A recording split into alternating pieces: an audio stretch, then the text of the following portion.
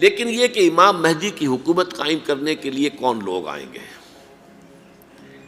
عرب جو ہیں وہ اندر سے کھوکھلے ہو چکے ہیں، عیاشی نے، دولت نے، پیسے نے، دولت، پیسہ، عیاشی، اس کی وجہ سے کھوکھلے ہو چکے ہیں۔ یہاں میں آپ کو دو حدیثیں سنانا چاہتا ہوں۔ سنن ابن ماجہ کی روایت ہے حضرت ابو ہریرہ سے رضی اللہ تعالی عنہ، قال قال رسول اللہ صلی اللہ علیہ وسلم اذا وقعت الملاحم بعث اللہ بعثا من الموالی ہم اکرم العرب فرسا واجودہ سلاحا یوید اللہ بہم الدین، رواہ ابن ماجہ عن ابی ہریرہ رضی اللہ تعالی عنہ۔ جب ملاحم کا دور شروع ہوگا تو اللہ تعالیٰ اٹھائے گا ایک لشکر یا لشکروں پر لشکر موالی میں سے۔ موالی کون ہے؟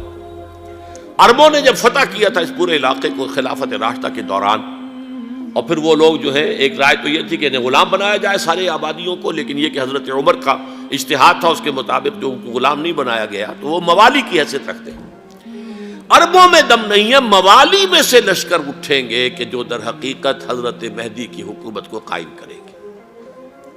دوسری حدیث سنیے، عن عبداللہ ابن الحارث رضی اللہ تعالی عنہ، اور یہ ابن ماجہ کی روایت ہے، قال قال رسول اللہ صلی اللہ علیہ وسلم یخرج الناس من المشرق فیوطئون للمہدی یعنی سلطانہ، لشکر نکلیں گے، لوگ آئیں گے مشرق سے، اور وہ حضرت مہدی کی حکومت کو جمائیں گے اور قائم کریں گے۔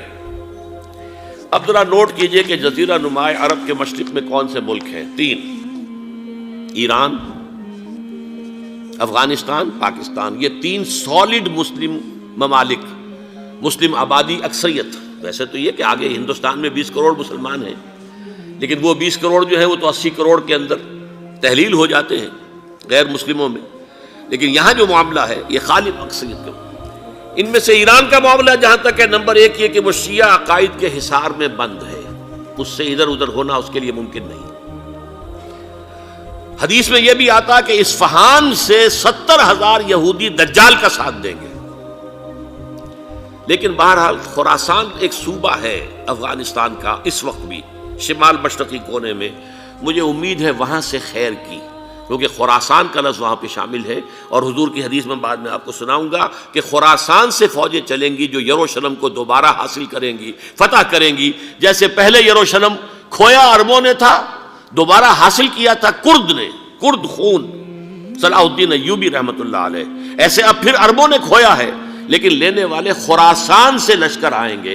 یخرج من خراسان رایات سود لا یردھا شیء حتی تنصب بإیلیا، خراسان کے علاقے سے کالے علم لے کر لشکر چلیں گے جن کے رخ کو کوئی موڑ نہیں سکے گا جب تک کہ وہ جا کر یروشلم میں نصب نہ ہو جائے۔ اس کے بعد نام آتا ہے پاکستان کا۔ یہ ہے میری اور آپ کی داستان، اور یہ ہے سبب جس کی وجہ سے کہ میں آپ سے یہ گفتگو کر رہا ہوں۔ اصل میں تو کس لیے؟ محض ایک علمی استفادہ، محض اپنی بات آراء کو ظاہر کرنے کا شوق نہیں، بلکہ یہ کہ اپنی ذمہ داری ہم پہچانیں کہ ہم کس مقام پر کھڑے ہیں۔ دیکھیے، اس پاکستان کے بارے میں یا ہندوستان کے بارے میں علامہ اقبال نے کہا تھا اپنے ترانہ ملی میں، میرے عرب کو آئی ٹھنڈی ہوا جہاں سے، میرا وطن وہی ہے، میرا وطن وہی ہے۔ اور مجھے بتایا گیا کہ سنن ابی داؤد میں یہ روایت موجود ہے کہ حضور نے فرمایا کہ ہندوستان کی طرف سے مجھے ٹھنڈی ہوا آتی ہے، اگرچہ مجھے وہ حدیث ابھی نہیں ملی ہے، لیکن حزب التحریر کا ایک کارڈ مجھے ملا تھا، تو اس میں اس حدیث کا اور اس میں ابو داؤد کا روایت کا حوالہ موجود تھا۔ لیکن میں جو چیز آپ کو بتا چکا ہوں وہ یہ کہ الف ثانی کا پورا تجدیدی کارنامہ اس ہندوستان کی سرزمین میں ہوا۔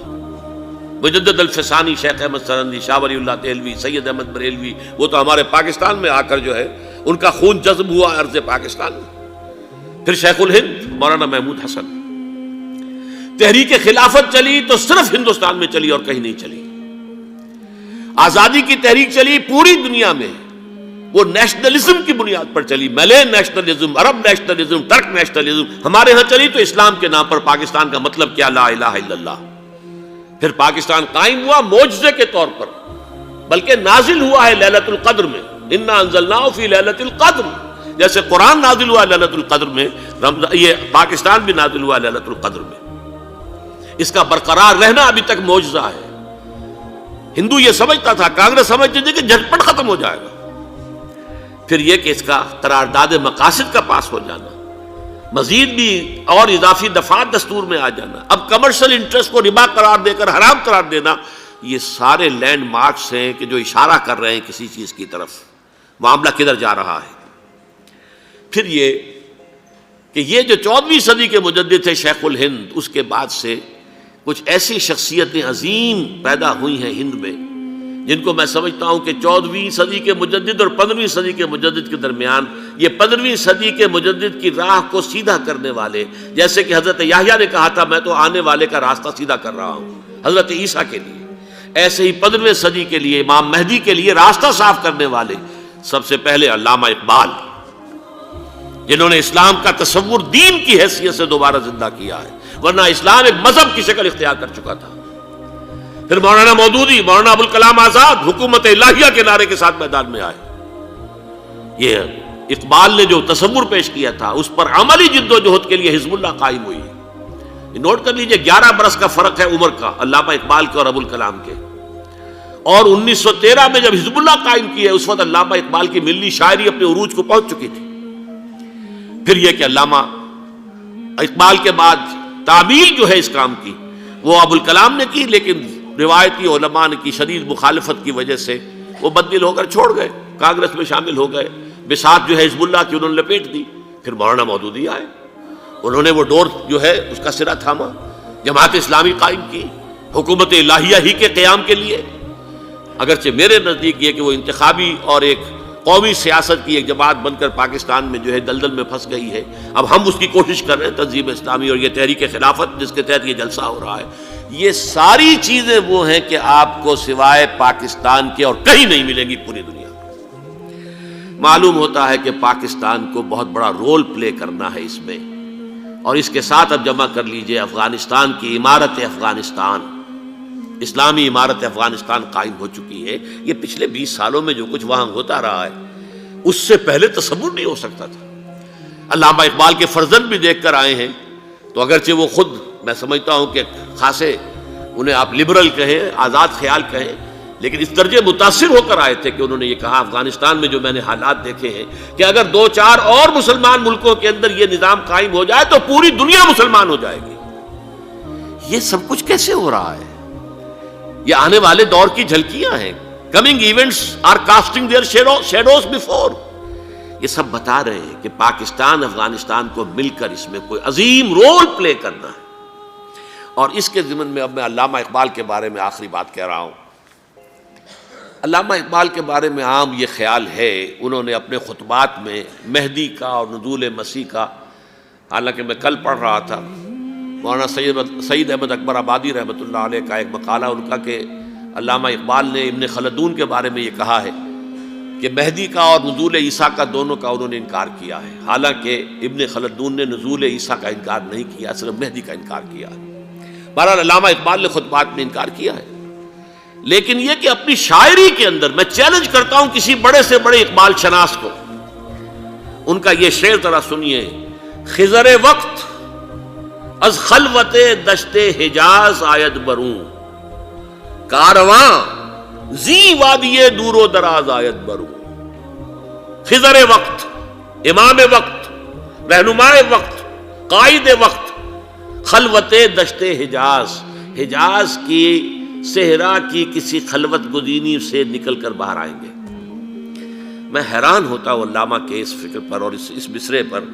یہاں انہوں نے شیعہ اور سنی دونوں کے کانسیپٹ جمع کر دیے۔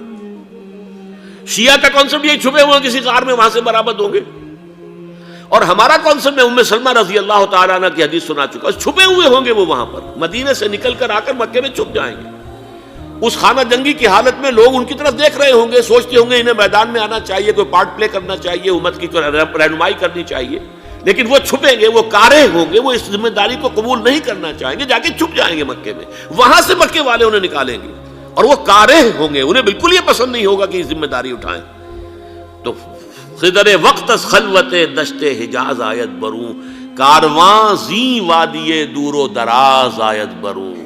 کارواں جو چلے گا ان کی مدد کے لیے اس وادی دور و دراز، اس زی عظیم وادی دور و دراز، یہ وادی سندھ ہے۔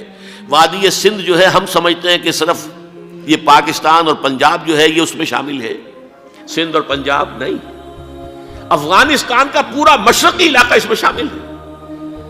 جیسے دریائے جہلم سندھ میں جا رہا ہے، جیسے دریائے گلگت سندھ میں آ کر ملتا ہے، جیسے دریائے چناب اور راوی اور جہلم اور یہ سب جا رہے ہیں اور آ رہے ہیں، اسی طرح دریائے کابل کہاں سے آ رہا ہے، دریائے گومل کہاں سے آ رہا ہے، ٹوچی کہاں سے آ رہا ہے، یہ سارا جو ہے ڈرین جو ہو رہا ہے، ایسٹرن جو ہے پارٹ آف افغانستان، یہ سب وادی ہے۔ اس وادی کے یہ دو حصے ہیں، ایک حصہ جو ہے یہ ادھر پاکستان میں ہے اور اسی وادی کا دوسرا حصہ جو ہے وہ افغانستان میں ہے۔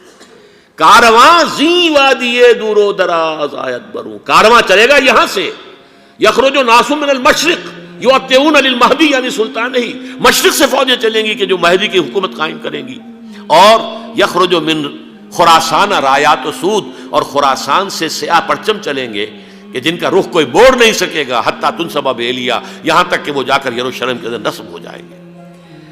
حضرات، میں ایک میری گفتگو کا حصہ باقی تھا لیکن میں اسے چھوڑ رہا ہوں، اس لیے کہ گلوبلائزیشن جو اس کی ہوگی، جو خلافت علی منہاج النبوہ کی تجرید کامل حضرت مہدی کے ہاتھوں عرب میں ہوگی، اس سے پہلے اس کے لیے محنت، کوشش، جد و جہد پاکستان اور افغانستان میں ہو چکی ہوگی جو اسے سپورٹ کرے گی اور وہاں جا کر حکومت قائم کرے گی۔ اس کے بعد گلوبلائزیشن کا جو مرحلہ اس کا ہے وہ حضرت مہدی کے ہاتھوں نہیں ہے، وہ حضرت عیسیٰ ابن مریم ان کے نزول کے بعد ہے، جن کے نزول کے بعد دجال کا خاتمہ ہوگا اور یہودیوں کا استحصال ہوگا، مسلمانوں پر بھی بڑی تکالیف عربوں پر آئیں گی، شدائد آئیں گے، لیکن یہ وہ میں حصہ ملتوی رکھتا ہوں کسی دوسری محفل اور کسی دوسری مجلس اور نشست پر۔